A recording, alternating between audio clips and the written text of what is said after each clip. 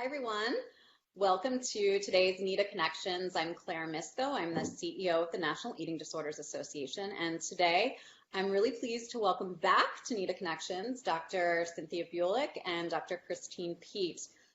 We first spoke with them back in April 17th, about very important research that they're doing on COVID and its impact on the eating disorders community. And we wanted to check back in with them to hear about updates on this research and the data that they've been gathering. So welcome, Dr. Bulik and Dr. Peat.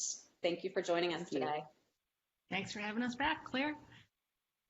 So I just wanted to start out with a bit of a recap for those who didn't see the first NEDA Connections. We will be archiving that and linking to it from this episode, so you can certainly get more information. But just as a starting point for our audience, what is the study about, and what inspired you to launch this and engage the eating disorders community?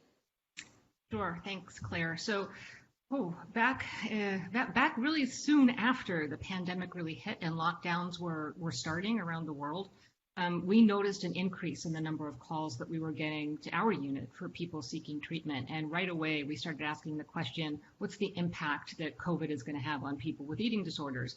So we sort of scrambled and put together a questionnaire, and it was a collaborative effort among the UNC Center of Excellence for Eating Disorders, the National Center of Excellence for Eating Disorders that Dr. Peat heads, and Leiden University, and that was led by Eric van Furth in the Netherlands.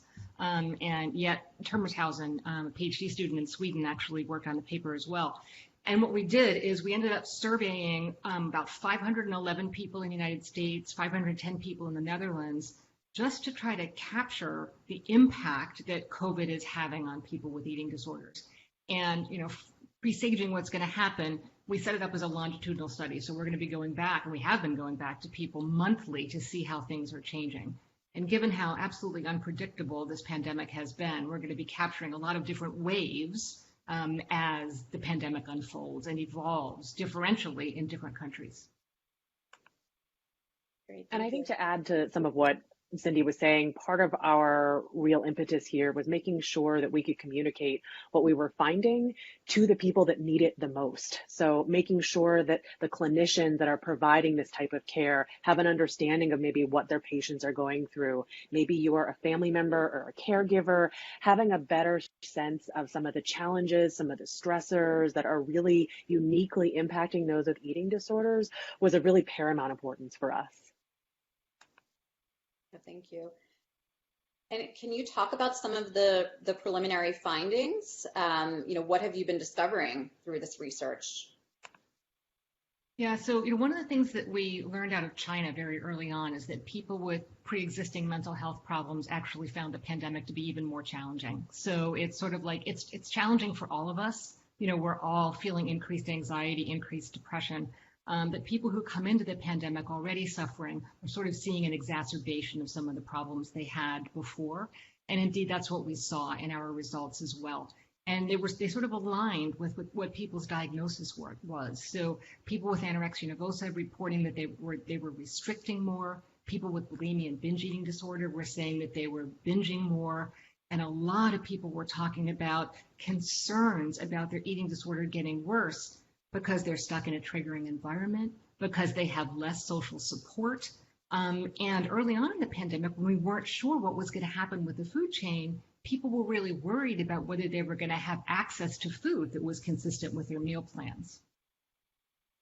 And I think that one of the other really interesting findings out of these, at least preliminary data that we have, are that even though COVID is a very serious physical condition, it's a medical illness that most of us are reading about in the news, the majority of participants, both in the United States and in the Netherlands, reported that they were more fearful about the impact on their mental health than on their physical health. And the vast majority, it's probably somewhere around 85% of folks were more worried about those mental health effects. So I think it really just goes to show that there's an understanding that while this is a really scary virus, that there are very serious mental health impacts, especially for those that already came into the pandemic with a pre-existing condition. Yeah, and that certainly bears out. I mean, when I think about the work that NEDA has been doing and the conversations that we've been having with people in our community, the sense of isolation, all of the stressors that you're naming here that are coming up in these study results are really what we're hearing from people out there in the community who are experiencing this firsthand, and also for caregivers and family members who are witnessing this and trying to be a support. So, while what you're describing isn't surprising, I think having this data and being able to leverage this in the ways that you're talking about in terms of impact and how this affects and can benefit people who are struggling with eating disorders is so critical. So can you talk about that a little bit more? How you're planning to use this data and why it's so important for us to gather this now. Sure. One of the things that also popped up was when we did the first survey, it was right at the time when people were transitioning to telehealth. And one of the things that we heard sort of loud and clear was that a lot of people were dissatisfied in those initial weeks. And part of that might be because we caught them so early and people were just sort of getting used to the whole telehealth approach. But it warned us, and we've been talking to clinicians about this, about how important it is to not assume that Zoom-based therapy or WebEx-based therapy is the same as being in the office with someone.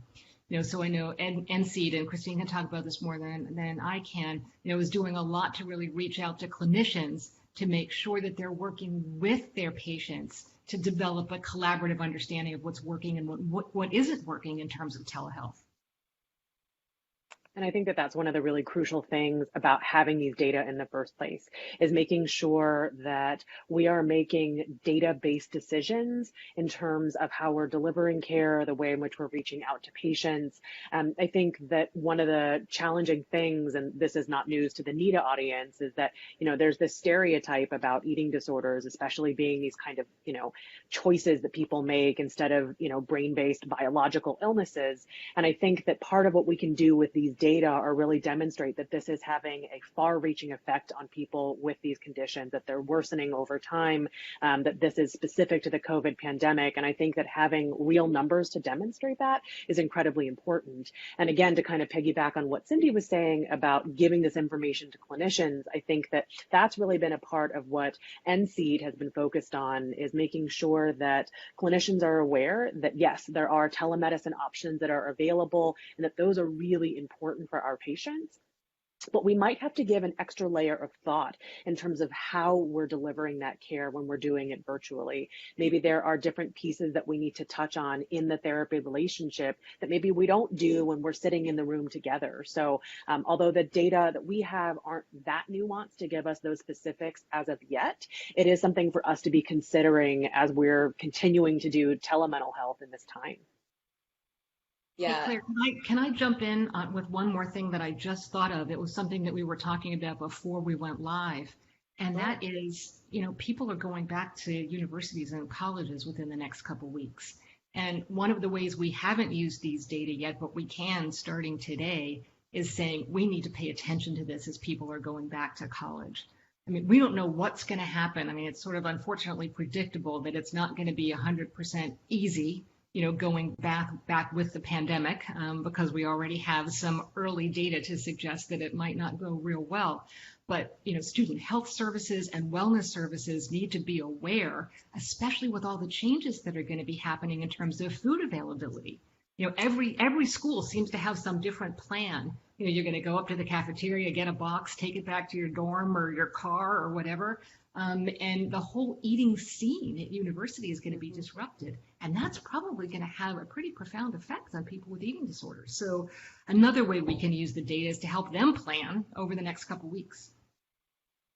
Yeah, that's so important. And, we're in uncharted territory in so many ways. And so as much of that foundation of data as we can gather to really help determine these next steps, in a very uncertain environment. That's so key. And you started talking about next steps, Cindy, but now that you have this preliminary data, what is next for the study and for your work and collaboration with the community at large? Yep, so we've already put out the second wave, and I think we might be in the third wave now. And given that we have representation across the country, and given that the country is behaving in such different ways in terms of the pandemic, we're going to really be able to see changes in different places.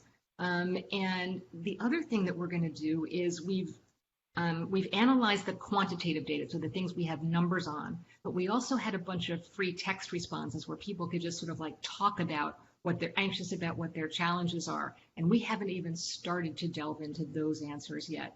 So we're going to find some people who are really good with qualitative research, that's those free text answers, and really sort of dig deeper into what people are experiencing. So again, we can give back, we can give guidance, we can help not only the student health services, but as people are going back to college, we can have them really think through how they need to plan for their own wellness as they go back to school. And I think that one of the pieces of that planning is going to be to remember that based on the data that we have right now, we know that 45% of individuals who are currently symptomatic with eating disorder symptoms are actually going entirely without care. So we've spent some time talking about how, there are pros and cons to the telemedicine approach, and that there may be some challenges that we have to try and overcome. But even, before we get to addressing those particular challenges, we know that there is a substantial portion of patients who are actually just not getting any care at all. And we know that this was certainly true even before the pandemic. But there is the possibility that the pandemic is making this worse. It could exacerbate this problem as people are afraid to go into places to seek care, or maybe they're not sure about their virtual care options.